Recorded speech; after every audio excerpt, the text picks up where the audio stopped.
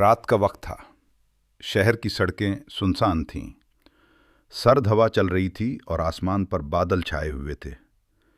اسی شہر میں نایاب نام کی ایک معصوم لڑکی رہتی تھی۔ وہ ایک کالج کی طالبہ تھی، نرم دل، سادہ اور دوسروں کی مدد کرنے والی۔ اسے نہیں معلوم تھا کہ اس کی زندگی بہت جلد بدلنے والی ہے۔ اسی شہر میں ایک خوفناک نام تھا، زیان ملک۔ لوگ اسے شہر کا سب سے خطرناک انڈر رولڈ ڈان کہتے تھے۔ اس کا نام سن کر بڑے بڑے لوگ خاموش ہو جاتے تھے۔ کہا جاتا تھا کہ جس نے زیان سے دشمنی کی وہ زندہ نہیں بچا۔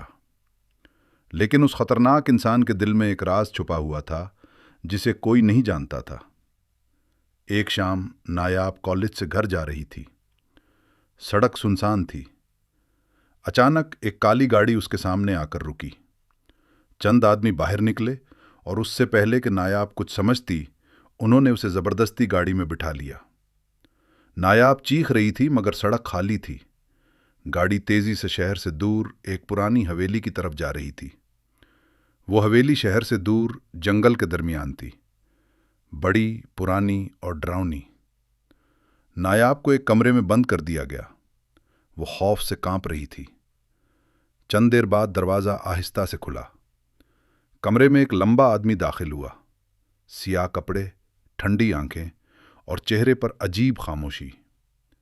یہ تھا زیان ملک۔ نایاب نے ڈرتے ہوئے پوچھا، آپ مجھے یہاں کیوں لائے ہیں؟ زیان نے سرد آواز میں کہا، کیونکہ تم نے وہ چیز دیکھ لی ہے جو تمہیں نہیں دیکھنی چاہیے تھی۔ اصل میں نایاب نے اتفاق سے زیان کے آدمیوں کو ایک خطرناک ڈیل کرتے دیکھ لیا تھا۔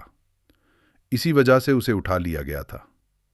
نایاب ڈر گئی تھی مگر وہ ہمت کر کے بولی، میں کسی کو کچھ نہیں بتاؤں گی، مجھے جانے دیں۔ زیان کچھ لمحے خاموش رہا، پھر اس نے کہا، یہ فیصلہ میں بعد میں کروں گا، اور وہ چلا گیا۔ شروع کے دن نایاب بہت خوفزدہ تھی، مگر آہستہ آہستہ اسے احساس ہوا کہ زیان اسے نقصان نہیں پہنچانا چاہتا۔ وہ صرف اسے حویلی میں قید رکھے ہوئے تھا۔ ایک دن نایاب نے غصے میں کہا، آپ لوگوں کو ڈرا کر کیا حاصل کرتے ہیں؟ زیان رک گیا۔ پہلی بار کسی نے اس سے ایسے بات کی تھی۔ اس نے نایاب کی طرف دیکھا مگر کچھ نہیں بولا۔ چند دن بعد نایاب کو زیان کے ماضی کے بارے میں پتہ چلا۔ کبھی وہ بھی ایک عام انسان تھا، مگر اس کے والد کو دشمنوں نے قتل کر دیا تھا، اور اسی دن سے اس نے طاقت اور بدلے کی دنیا میں قدم رکھا۔ یہ سب سن کر نایاب کو پہلی بار اس کے لیے ہمدردی محسوس ہوئی۔ ایک رات اچانک حویلی پر حملہ ہو گیا۔ زیان کے دشمن وہاں پہنچ گئے تھے۔ گولیاں چلنے لگیں۔ نایاب بہت ڈر گئی۔ زیان نے اسے ایک کمرے میں چھپا دیا، مگر دشمن اندر آ گئے۔ ایک آدمی نے نایاب کو پکڑ لیا۔ اسی لمحے زیان وہاں پہنچ گیا۔ غصے میں اس کی آنکھیں سرخ ہو رہی تھیں۔ چند لمحوں میں اس نے دشمنوں کو شکست دے دی۔ اس واقعے کے بعد زیان کو احساس ہوا کہ وہ نایاب کو خطرے میں ڈال رہا ہے۔